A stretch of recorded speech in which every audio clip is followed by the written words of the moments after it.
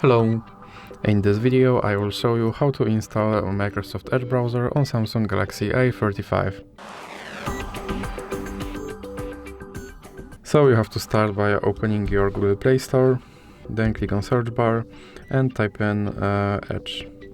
Now click search and click install.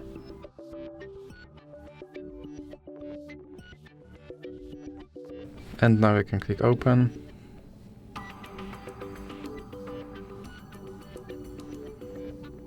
And here you can set this browser as your default browser, or you can click not now.